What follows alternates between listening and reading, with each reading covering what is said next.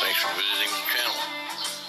Don't forget to like and subscribe and click the bell icon to be notified of future videos.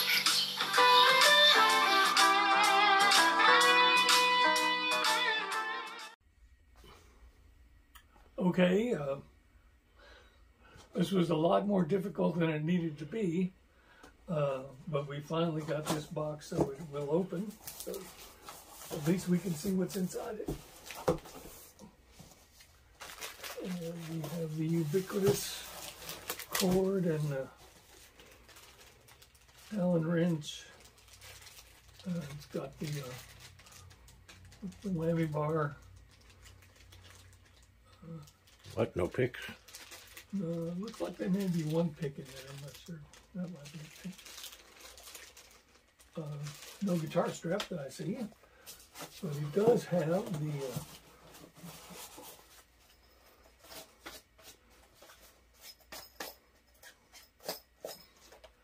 static electricity laden guitar envelope. And when I say static electricity laden, you can see that that's not coming off. I don't want to spend 10 minutes trying to scrape off some styrofoam, so we'll just leave that the way it is for the moment. And we've got our nice foam bag. Looks like there's a strap in there too underneath. Oh, there's a strap. Okay. You can see a lot of the reason for this styrofoam is this block here that's glued into the box just broke off. So over time, I guess it just started to disintegrate.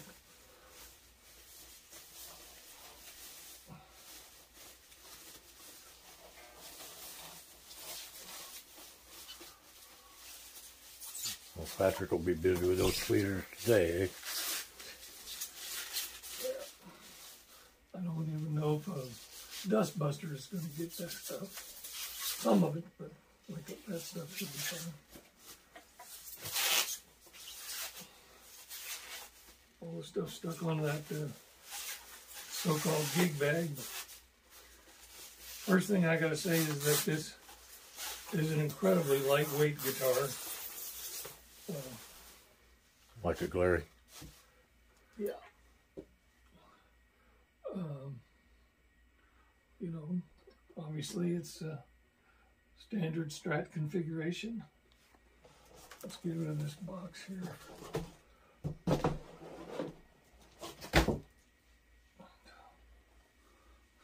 So it's got a relatively nice sunburst pattern. You can tell that it's not, you know, the woods are not necessarily selected for their attractiveness. This kind of little thing here, I don't know if you can see it, but it's, you know, it's not the best looking piece of wood in the world. It's not horrible, but it's not the best. Well, tell them how much it cost, though, Dan. What did you say, $69? $63. That was with tax. $63. And that was on Christmas. It was like a lightning deal. I think they're normally 75 or something like that. Yeah, well, you know, I know where I can get a hamburger for $1. I also know where I can get a hamburger for $10. And which hamburger do you think I might prefer?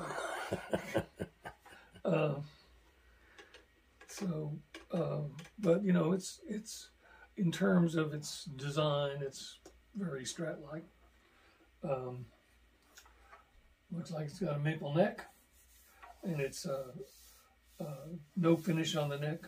Just if it is, it's like, you know, basically just a satin, barely there finish, but it's not shiny in the least. Which for maple necks, I kind of like that. We're back here at Fingerboard Bingo. It looks like a Rosewood Fingerboard, but that means almost nothing. Unless they say it's Rosewood. Well, and if somebody tells me it is, I'll believe them. But we don't really know, or I don't really know a whole lot about this guitar. So I will say that the fret job is pretty nice. You know, you just feel the tiniest little bit of sharp edges, but you know nothing that would keep you from playing it immediately. And the action, you know, until we tune it up, we won't really know much about the action. So there you have it. It's the Grote Strat copy, and we're now going to pause for a moment and tune it up and take it through its paces, and we'll be back in a second. Thanks a lot. Hey folks, Dan Ryan again. Today we're looking at this Grote Strat copy. We've just unpacked it, which took a little time, and in tuning it up, gotta say that the tuning pegs on this guitar, there's just something really odd about them. And, you know, like the A string, it took me about 2 or 3 minutes to try to just get it up to pitch because it's so stiff. I could barely turn it. I mean, it started to actually hurt my hand. And, you know, as you might imagine, I've tuned a lot of guitars, even just for this channel. But they seem a little bit close together in a normal Strat or, you know, Strat copy. You'll have a little bit of you know, room to get your knuckle in between the pegs, so that when you do turn it, you're not banging your knuckle against the next peg. That's a small thing, but over time, I guess it could start to get irritating. Well, over time, it got irritating to me just about 5 minutes ago. So anyway, we got it all tuned up, such as it is. We've stretched it 3 times, and so we'll see. We're going to see what the pickups sound like. So here we go. That's the neck pickup by itself.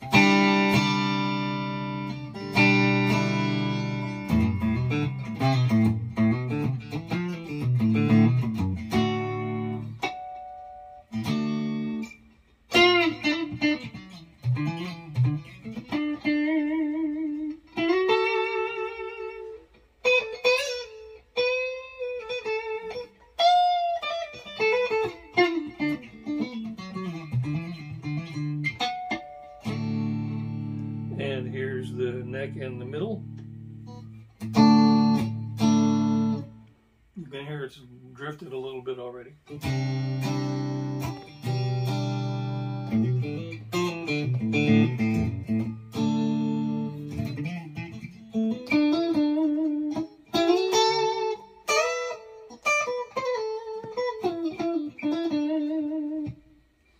Neck's a little bit high, and the action is a little bit high, and the neck is a little bit thin. So far, a lot about this guitar seems like an approximation of a Strat, but if they could shave off a 1/16 of an inch someplace, it seems like they may have tried to do it.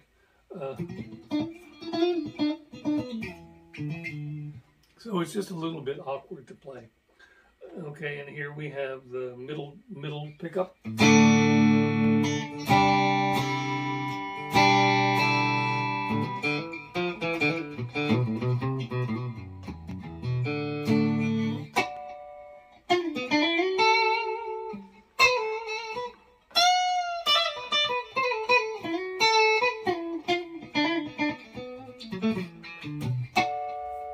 And here we have middle and bridge pickup.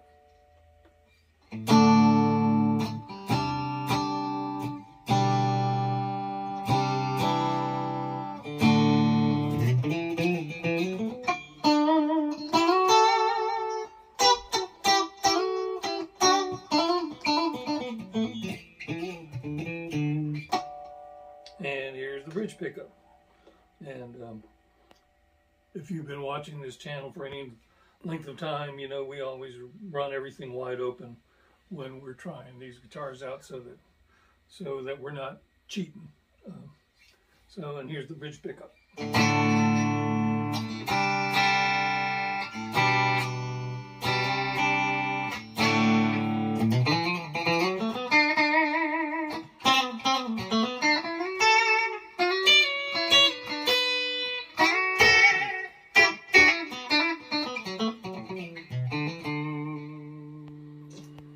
So the actual sounds of the pickups are pretty accurate, or they're pretty Strat-like. The neck pickup seems a little brighter than say a Fender would be.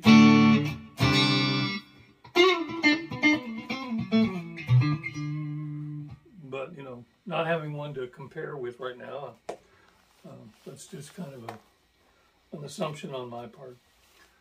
It's a very simple guitar. I mean, if you put your hand here and said this is a Strat, and you were taking a picture of it, you would have too much of a hard time believing that it's a Strat. Playing it, on the other hand, there's just something that feels a little awkward about this guitar. The action's a tiny bit high. The neck is a little bit thinner than would be comfortable. So everything feels a little bit cramped and crowded together.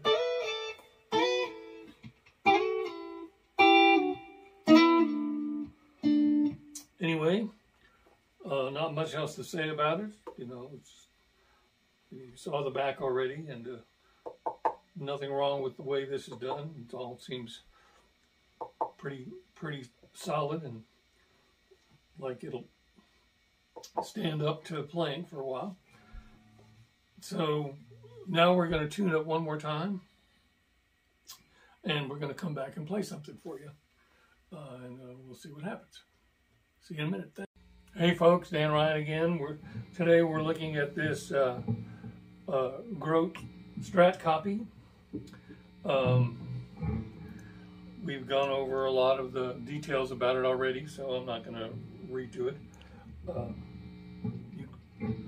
You can hear that, depending upon which way it's pointed, it hums a lot or hardly at all. There's hardly at all, there's a lot. I'm not sure.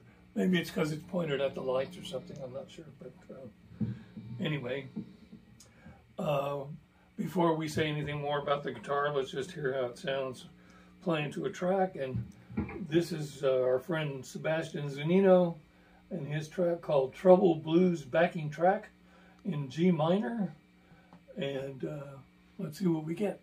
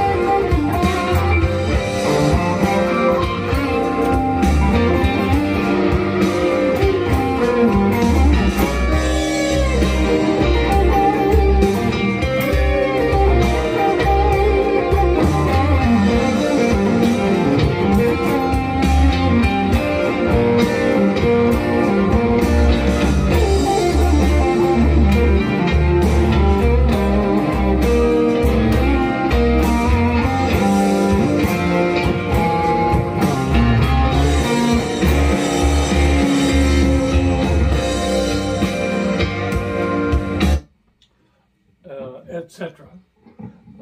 There you have it. That's Sebastian Zunino's Trouble Blues backing track in G minor, and it actually was a blues, minor key blues. Nice to play. 1 second so I can get rid of this hum here. There you go. So there you have it. The Grote Strat copy. Sunburst looks pretty much like a regular Strat. I gotta say, the action left a lot to be desired. It's kind of high and kind of narrow, so that's kind of the worst possible combination. I have, thin fingers and long fingers. I'm able to cope with a lot of different kinds of actions. And I guess I coped with this one okay, but it just felt a little bit off. Like the tolerances were just a little bit less than they ought to be. But other than that, it sounds okay, plays okay, and for $63, you could do a lot worse. And it does play, it does sound like a Strat, it does look like a Strat. So sounded awesome, actually. Well, thank you. Anyway, so I don't really have too much more to say about it. I want to thank you for tuning in, and hope you'll like and subscribe and click the bell icon to be informed of our future videos. And I'm Dan Ryan. Leo Ryan's behind the camera, as usual. And with that, we'll see you next time. Thanks. Computer, turn the studio white. Okay. Isn't that cool?